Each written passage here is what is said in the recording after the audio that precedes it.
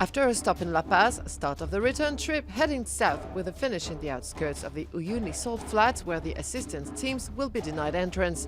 The stage was shortened by half to 160 kilometers due to the bad weather. Petterhansel confirmed his leadership and in the bikes Ricky BRABEC clinched his first Dakar stage success.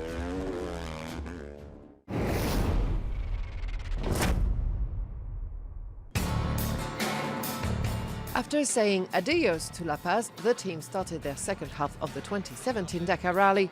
At this moment, the overall leaders were in a nutshell. Only a little more than 300 seconds separated the three Peugeots of Petterhansel, Loeb and Desprez.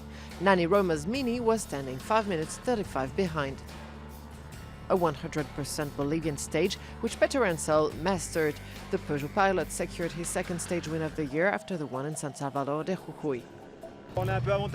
We really had an advantage today. We could follow the tracks of Nani and Seb and more tracks in the second part. And that was a big advantage. The Frenchman crossed the line just 48 seconds before his main rival, Sebastien Loeb. The lunar landscapes of northwest Argentina will host a merciless duel as the two men are less than 2 minutes apart at the GC. After a difficult first week, GINIEL de Villiers signed his best result on this 2017 Dakar with the third best time of the day, placing himself just 3 minutes 30 behind Petterhansel. The only major change of the GC came from Nani Roma, who stepped on the podium.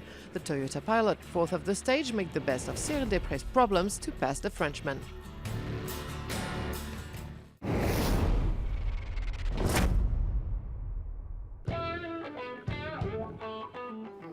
It was 10 a.m. when Sunderland launched the second week of racing for the 110 remaining motorbikes. The Briton was in the lead for the first time at the start, a position that was threatened after 38 kilometers of special.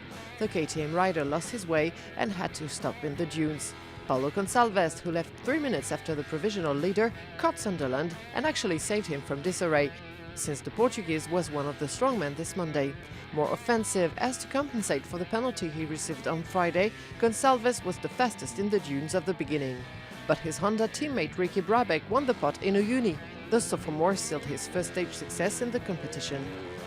I wanted to do better than last week. Last week was rough for me and rough for the team with our penalty. You know, as a whole team, we made a mistake. But you know, I think we have a good chance still. You know, there's 5 days left of racing, and a lot can happen.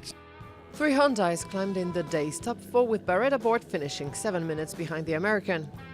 If the Japan constructors team stormed out the blocks, the others played a more reasonable plan for this marathon stage. For instance, Pablo Quintanilla dropped 10 minutes along the way, but the Chilean preserved his second place.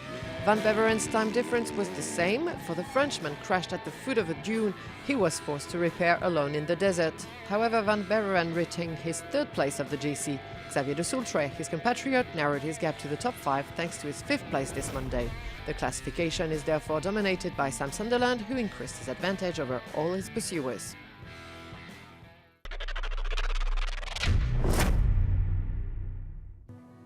The Dakar caravan will leave Bolivia after a wet and chaotic stay. The pilots were able to enjoy a well-deserved rest in the world's highest capital at 3,600 meters of altitude, La Paz, and its impressive cable car, which whisks passengers from El Alto to the city center.